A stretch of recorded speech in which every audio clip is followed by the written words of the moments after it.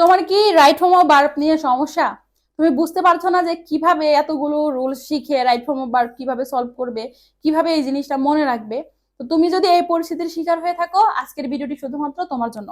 আজকের ভিডিওতে আপু তোমাকে দেখাবে কিভাবে গদ বাঁধা রুলস গুলো শুধু মুখস্থ না করে খুব ইজিলি রাইট ফর্ম অফ ভার্বটা সলভ করা যায়। ওকে, তো আপু তোমাকে বরিশাল বোর্ড 2024 যে কোশ্চেনটা ছিল রাইট ফর্ম অফ ভার্বের উপর, সেই কোশ্চেনটা সলভ করে দিব ইনশাআল্লাহ। দেখো, right form of verb solving এর ক্ষেত্রে তোমাকে যে জিনিসটা সবার আগে মাথায় রাখতে হবে তা হচ্ছে যে সেন্টেন্সটা থাকবে পুরো প্যাসেজে, প্রত্যেকটা সেন্টেন্সে সাবজেক্ট হিসাবে কি আছে এই জিনিসটা তোমাকে বুঝতে হবে। দ্যাটস মিন সাবজেক্ট যদি সিঙ্গুলার হয় ভার্বটা সিঙ্গুলার, সাবজেক্টটা যদি প্লুরাল হয় আমার ভার্বটাও কি হয়ে যাবে, প্লুরাল হয়ে যাবে। ক্লিয়ার? এটাও তোমাকে বুঝতে হবে।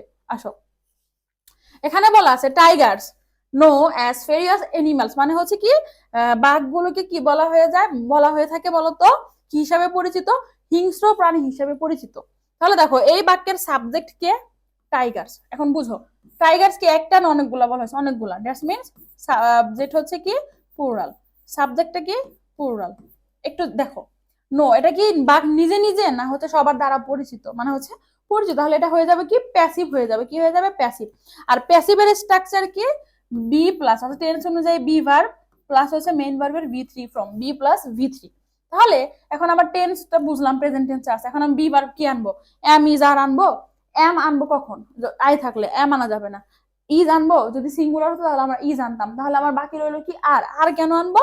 কারণ আর হচ্ছে প্লুরাল, আমার সাবজেক্টটা কি আছে? প্লুরাল আছে, তাহলে আমি এখানে কি আনবো? আর আনবো। আর আর মেইন ভার্বের ভি3 ফর্ম নো আছে, হয়ে যাবে নন। বুঝতে পেরেছো? এরপরে দেখো, but they hardly kill any animal. একটু খেয়াল করো, এই বাক্যের সাবজেক্ট কে আছে? দে আছে। সিঙ্গুলার আছে না প্লুরাল আছে? প্লুরাল আছে, তাহলে আমার ভার্বটা হয়ে যাবে প্লুরাল, এটা হয়ে যাবে হচ্ছে কি কিল। এরপরে দেখো, when they are not hungry. এরপর দেখো ইউজুয়ালি দ্য টাইগার্স। একটু খেয়াল করো, the tigers reside in the deep forest. তাহলে এই বাক্যের সাবজেক্ট কে দেখো তো, দ্য টাইগার্স। হ্যাঁ, আর ইউজুয়ালি দেখে বুঝতে পারছে এটা মানে প্রেজেন্ট টেন্সে রয়েছে। তাহলে দ্য টাইগার্স প্লুরাল সাবজেক্ট, তাহলে ভার্বটা হয়ে যাবে প্লুরাল, এটা হয়ে যাবে হচ্ছে রিসাইড। বুঝতে পেরেছো? এরপরে দেখো, দে আর হার্ডলি, খেয়াল করো গ্যাপ আছে, in the open. They are hardly see in the open. একটু খেয়াল করো, দের পরে কি আছে বলতো? আর আছে। মনে রাখবা এম ইজ আর থাকলে মেন যে ভার্বটা থাকবে সেই ভার্বের ভি3 ফর্ম হবে। তাহলে সি আছে, কি হয়ে যাবে? সিন হয়ে যাবে। বুঝতে পেরেছো? এরপর দেখো, ওপেন আনলেস দেয়ার। একটু খেয়াল করো, unless there to be a strong necessity. তাহলে এটা হয়ে যাবে হচ্ছে বি ভার্ব হিসাবে। এখানে আমরা কি ব্যবহার করতে পারি? ইজ ব্যবহার করতে পারি। কি ব্যবহার করব? ইজ ব্যবহার করব। এরপর দেখো, দে অফেন রিমেইন। একটু খেয়াল করো, দে অফেন রিমেইন। মনে রাখবা কোন সেন্টেন্সে যদি রিমেইন থাকে গ্যাপের আগে, তাহলে ভার্বটা হয়ে যাবে ভি3। তাহলে হাইড আছে, এটা হয়ে যাবে হচ্ছে হিডেন। বুঝতে পেরেছো? এরপরে দেখো কি বলেছে, হোয়েন এবার দে। একটু খেয়াল করো, এখানে সাবজেক্টটা কি আছে? দে আছে, তাহলে দে হচ্ছে কি প্লুরাল, তাহলে আমার ভার্বটাও হয়ে যাবে প্লুরাল। প্লুরাল মানে হচ্ছে মেইন ভার্বের কি ভি1 ফর্ম। প্লুরাল মানে হচ্ছে ভার্বের ভি1 ফর্ম। বুঝতে পেরেছো? এরপরে দেখো, অ্যানি প্রসপারিটি প্রে।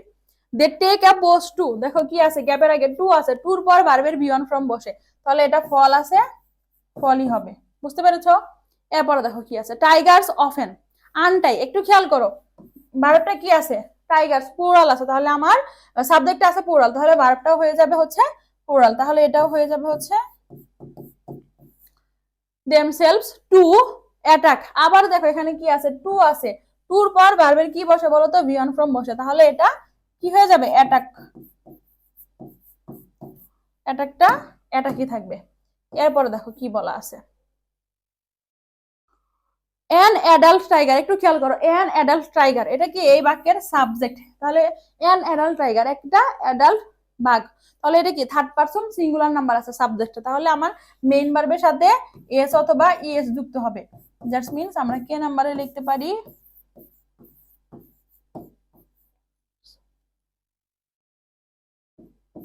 ওকে, বুঝতে পেরেছো? এরপরে দেখো কি হবে, এরপরের সেন্টেন্সটা আছে এখানে 20 to 30 kilogram of meat a single meal, মানে হচ্ছে একটা অ্যাডাল্ট টাইগার হচ্ছে গ্রহণ করে 20 থেকে 30 কেজি হচ্ছে কিলোগ্রাম মানে হচ্ছে মাংসকে। তাহলে দেখো পরের লাইনে বলা আছে, in our Sundarbans the number of tigers decrease day by day. মনে রাখো এই বাক্যে এখানে দেখো একটা মার্কার আছে, কি আছে, ডে বাই ডে। যখন ডে বাই ডে উল্লেখ থাকবে তখন এটা হয়ে যাবে কি, প্রেজেন্ট কন্টিনিউয়াস টেন্স হয়ে যাবে। কি হয়ে যাবে, প্রেজেন্ট কন্টিনিউয়াস টেন্স। তাহলে আমরা এখানে কি লিখতে পারি, ইজ ডিক্রিজিং। আমরা এখানে কি লিখতে পারি, ইজ ডিক্রিজিং, ইজ ডিক্রিজিং। বুঝতে পেরেছো? এরপরে দেখো এম নাম্বারটা,